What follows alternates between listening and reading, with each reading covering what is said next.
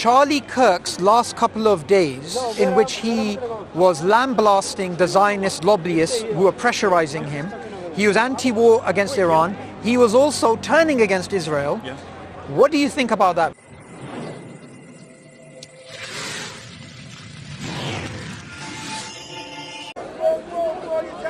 Is that the Charlie Kirk show? You wanted to have a conversation about Charlie Kirk? Okay, sure. What's your name? Kenny. Penny. I'm Mansoor. We're all Muslims, and of course Charlie Kirk had some issues with Muslims or not? All right. Sure, go ahead. Yeah.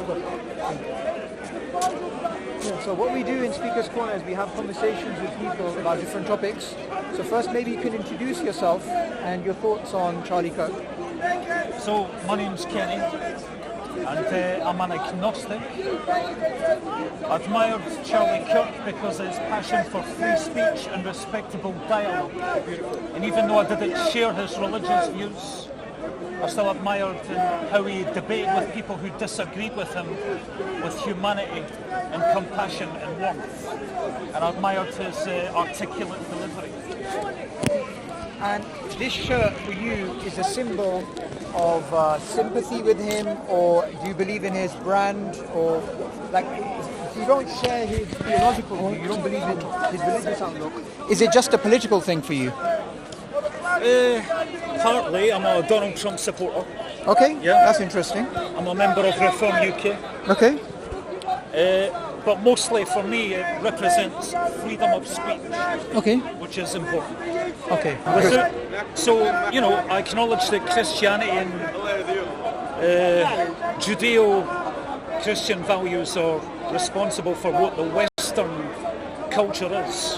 The love of free speech, the divinity of the individual. But I just don't believe in the superstitious aspect of religion. Sure. So just on that point, you said Judeo-Christian.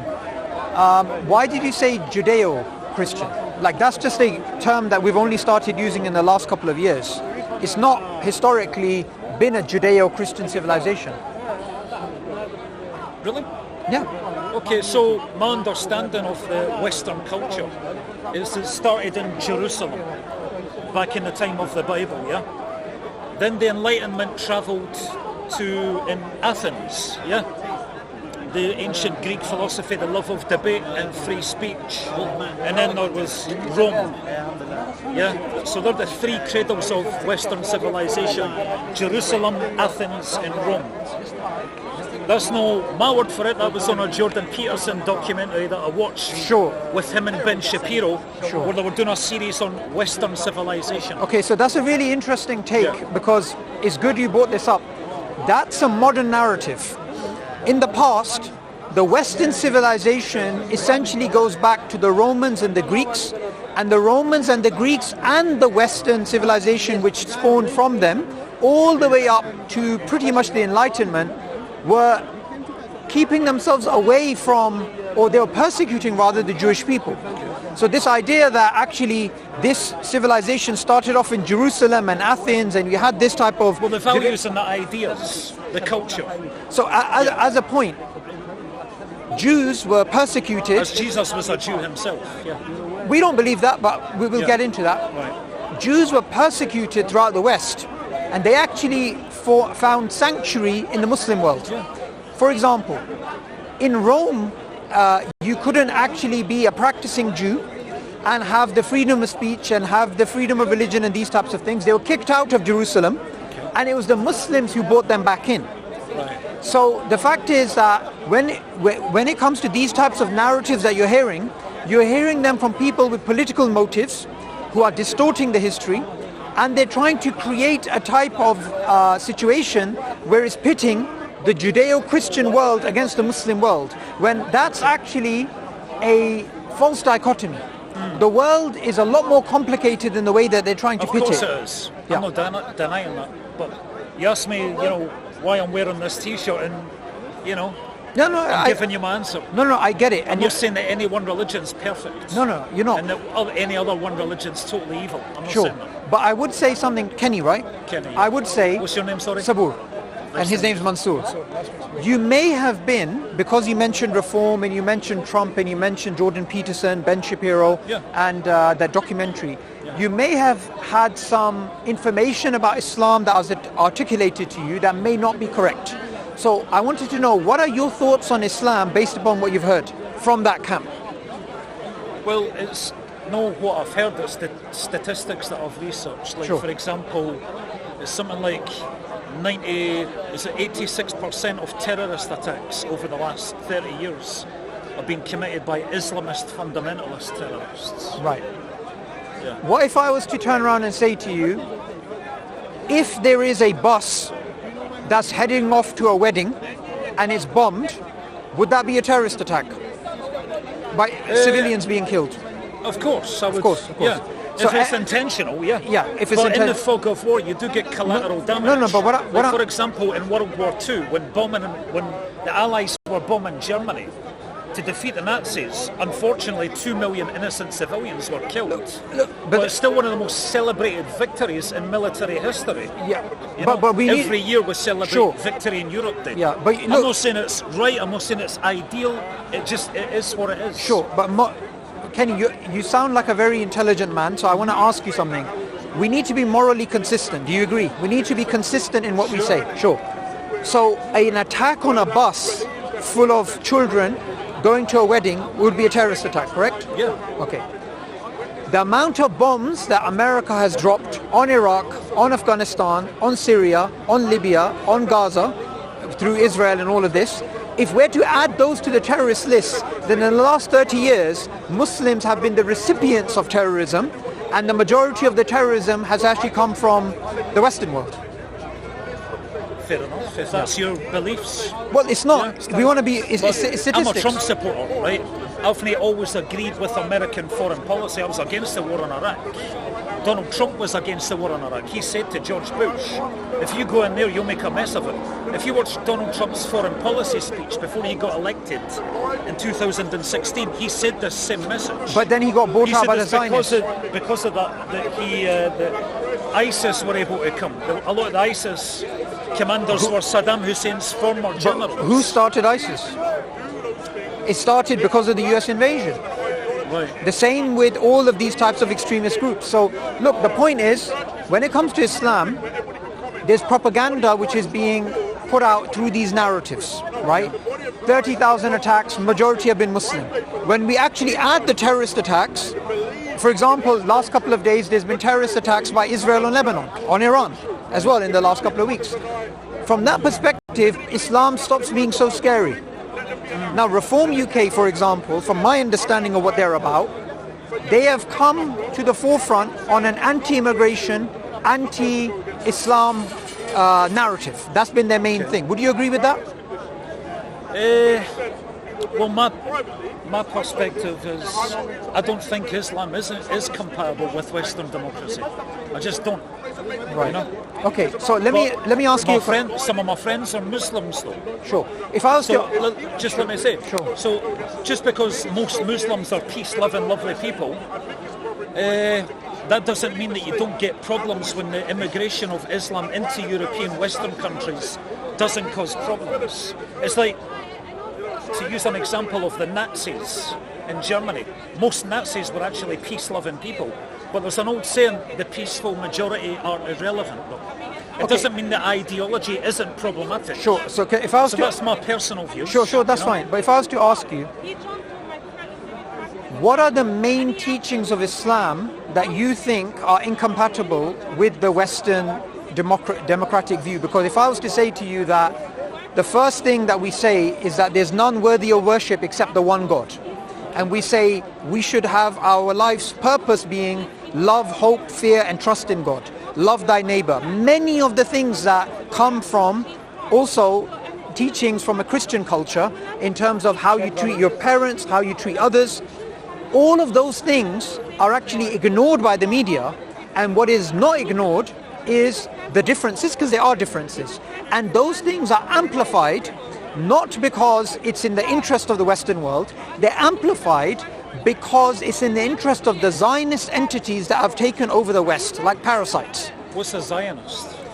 A Zionist are basically the Israelis who believe that the Middle East is theirs. From the river Tigris to the river Nile, they believe this entire territory is there, and they believe that they have the right to genocide the people in those territories, and they have been doing that for decades. It's not just the Israeli belief, anyone who believes in that. Yes. Okay, so I have a problem with the term genocide. The reason being is because the population of Gaza back in the 1960s was like 200 and something thousand or 500,000, right?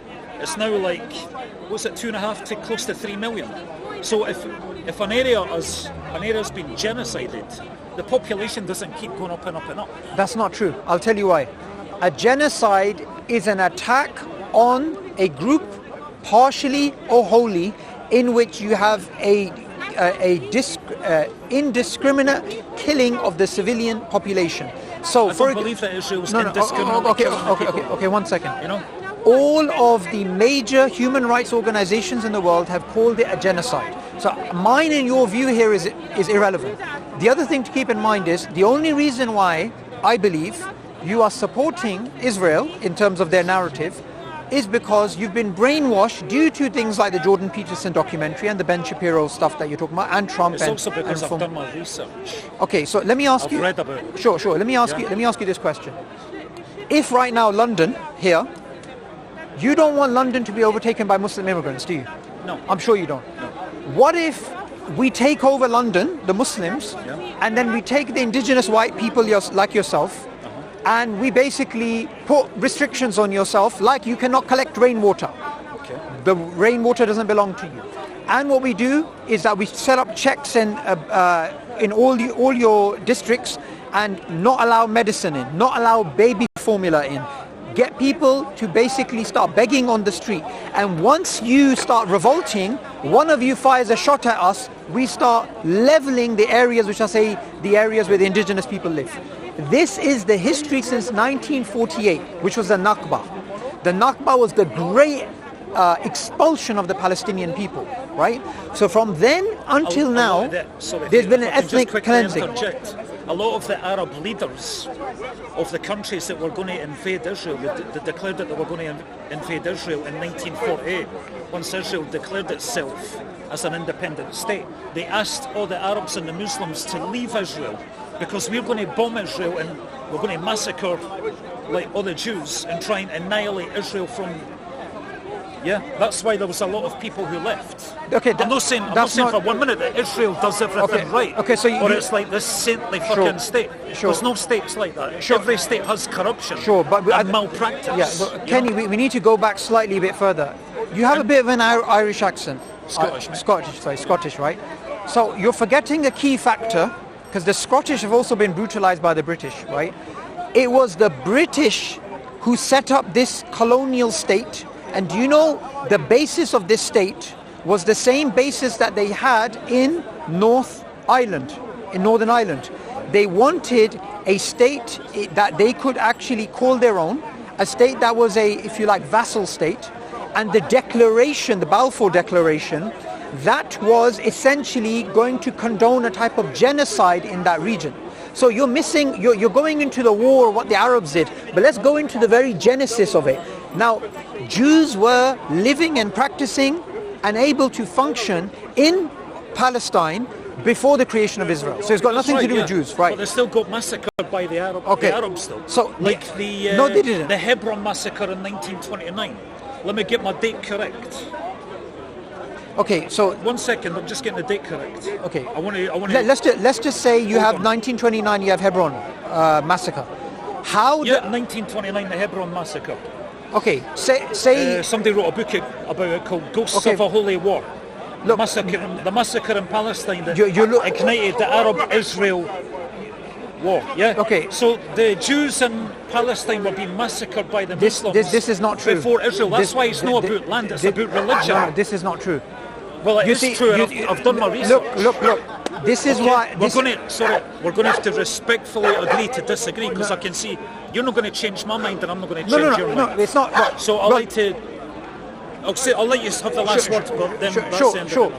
You can have the last word. The King David Hotel, it was bombed by Israeli terrorists, and British people died there. Okay. So there was attacks on all sides. Okay. And a lot of these attacks were in tension because the British wanted to create an Israeli state. The Jews were living for centuries before that in Palestine while the Europeans were massacring them. The Spanish were massacring them, the British were massacring them, the Russians were massacring them. So Kenny, what I want you to do is look at the macro picture. Don't look at, for example, if a Muslim goes and attacks a synagogue, that one incident is not enough to build an entire geopolitical theory. You have to look at what is the wider narrative here. Now, as a Scottish person, you know the story of William Wallace, you know what happened, and you know about the brutalization of your own people. I'm surprised that you're not able to give the same level of empathy to the Palestinians who struggle, to be honest. It has a lot of parallels. Any innocent death is a tragedy. Any innocent death is a tragedy. I said before, I'm not saying that war is like it's right and ideal. I'm just saying it is what it is, and I made the example of 2 million innocent people being killed in Germany during World War II. Right. But still the most celebrated military campaign because we defeated the Nazis. I'm not saying it's ideal. I'm not saying it's morally pure. You know, it's tragic. And that's the same way Israel and Palestine. Any innocent death, in my opinion, is a tragedy. You know, but Israel, in my, do you believe it has a right to exist? Has a right to exist and defend itself against terrorism. Okay, so if Israel has a right to exist, does Israel have a right to exist in Germany? Well, no. Why not? Why in Palestine? They're the ones who committed the genocide historically, the Holocaust. So you don't want Israel to exist. Can Israel exist in Germany? Why can it not exist where it already is? Because Britain captured that area from the Ottoman Empire. You meant in international law, when you get defeated in war, the victors get to claim that land. Let me give the example of Germany. Before World War II, Germany was actually bigger than what it is now. It's now smaller. The reason that is because Poland captured some of the land from Germany after World War II. Yeah. But you didn't get people marching saying, demanding that Poland give some land back to Germany. Sure. It's just was there a Holocaust? I believe there was a Holocaust. Okay, good. Now this Holocaust, who committed it? The Nazis. Okay. Was it the Palestinians involved? No. Okay. So if someone says Germany should give up land and allow Israel to be built there, you're saying they don't have the right to do that? Well, that's a good idea. I mean, that is a very good idea. How would you get to that though? I mean, you can't. I mean, so you don't want Israel to exist? It's about religion. You know, the Jews claim that that's their holy land, going back to the time of Jesus, right? Bethlehem and Jerusalem. That's okay. Why. So, do you know? They've been there for over 3,000 years. Okay. Before the Israelites came there, it was the Canaanites, which is an Arab group. Okay, even in the Bible it says that. Secondly, if you're saying they have the right to take that land, biblically that land begins off in Egypt and ends all the way in Iraq, the whole of the Middle East. That is the biblical Israel. You know, by the way, I'm not an expert in the history of the land and Israel in that time. You know, my research is very sketchy. Sure. You know, but I am aware that archaeological studies have shown that Jewish heritage in that area goes back to 3,000 years. No one denies that. But that doesn't give them the right to genocide people. And there's archaeological sites before the Israelis, right? Yeah, I explained that I don't agree that genocide is something. We have a different idea of genocide. To me, genocide is when the population is being prevented from... That's not the definition of a genocide. Now, the other thing I wanted to ask you is this. Don't worry about that. You have said you don't believe in God. You're an agnostic. I'm an agnostic. Agnostic. But all of the things that you're espousing are being espoused by people who are essentially radical Christian Zionists or radical Jewish Zionists. So you, for example, I also believe I don't believe he was a radical. Okay. I believe he's very passionate about his faith. I don't share his religious beliefs. Okay, so would you say that you agree with the statements that he made? Well, a lot of them, not the religious ones necessarily, because I'm an agnostic. Okay, so I would say his entire paradigm was religion. So if you don't agree with his politics as well. Yeah, but and history. He was very knowledgeable about history. It's not just religion. He explained that he expresses his political views not through in a way where he's always trying to convert people through his religious beliefs, but he's using like statistics, common sense, Okay, and all that kind of thing as well. his historical and political takes were filtered through his religious lens. You have to remember, he was... Like yours are. Of course they are. Yeah. I'm open about that. Yeah. But what I'm saying is, you're coming from a background where you want to agree with him, you want to agree with Trump, you want to agree with reform, you want to agree with essentially the Zionist narrative. Well, I do agree with Yeah, that. But without the belief in God, I'm which also is a member of Reform UK, I explained that. okay. And you'll see the election results on this 7th Okay, of so May. can you show me that again?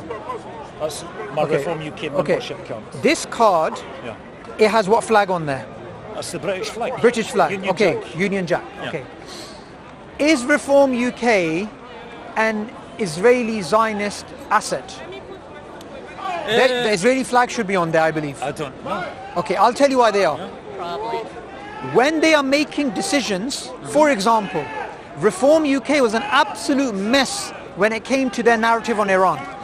The narrative on Iran, which, by the way, the Americans have realized, and a lot of Trump supporters have realized, is in the Israeli interest, not in the British interest or the European interest. It's Well, Israel's an ally of the West. Okay. America and Britain. so this is where the disagreement is. It's a parasite. And European countries. Well, if you Well, want I'm surprised. I'm we are at surprised. Speaker's Corner, you know, it is free speech. You are entitled to your opinions. Well, what That's is- why what- I don't think we should continue this debate any That's further fine. because I'm not going to change your mind and you're not going to change my mind. So we have to respect the flow. Can That's I fine. I'm ask going to That's call fine. an end to the debate. That's fine. Can I just ask you one last question? One last question, Milendo. One last question. Charlie Kirk's last couple of days, in which he was lambasting the Zionist lobbyists who were pressurizing him, he was anti-war against Iran. He was also turning against Israel. Yeah. What do you think about that before, as we part ways? Because that's one of the pressing questions I wanted to ask you. Yeah, so I was aware of a phone call or a text message exchange between he, Candace Owens, and I think he confided in Josh Megyn Hammer. Kelly as well. Yeah. And yeah, the lobbyists, the interest groups of Israel and America, they might have put pressure on him in some kind of way, but I don't think they were responsible for his assassination, if that's what you're alluding to. Would you, on the minimum, say if he was alive, and I'm not his fan, but if he was alive, he would have been a vocal critic of the Iran war? It's possible. Right. And would you also concede that just before the war on Iran, he was also assassinated?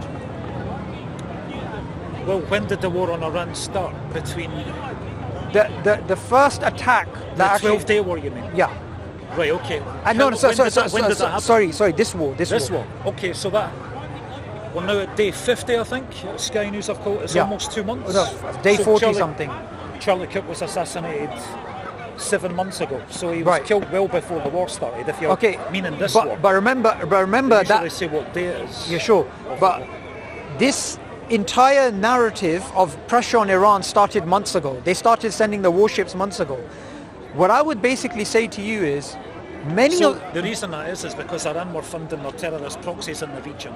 Hezbollah, the Houthis, Hamas. Look, the thing is, all of these things are Israel being an ally of Look, Britain and America, look, they had to do something, you know. If you know the history well enough, all of these groups started because of Israeli massacres, Israeli actions. The Israeli influence in the Middle East has led to the violence, and you're simply pointing out. For example, if I was to talk about the IRA without talking about the British occupation, saying as if the IRA existed in a vacuum, it doesn't, right? My main point, which I've said to you a few times, but I'm going to say to you now, and maybe you can speak to him or speak to her. You have all of the views that the Zionists have without the religious belief. And for me, I find that very strange. Right, okay. And it doesn't add up to me. Well, for me, it's about humanity and the right of a democratic state to exist. Like, for example, you have Muslims who fight in the IDF, who live peacefully in Israel side by side with Muslims and Christians. You know, you can't say the same for Palestine and Gaza and the West Bank. Look, my friend here, Yeah. he's good at speaking to people do you concede that there are Muslims who live in Israel peacefully side by side with Christians and Jews? No, I don't. Well, there are. No, I there are don't. Muslims who fight in the IDF. No, those are not Muslims. Okay. Those are not Muslims. I'd like to end the debate there. Okay, that's fine. Agree. That's fine. But That's I respect fine. your No, right fine. to have There's your, no the problem. views that you do. No problem Thank at you all. for No chatting. problem.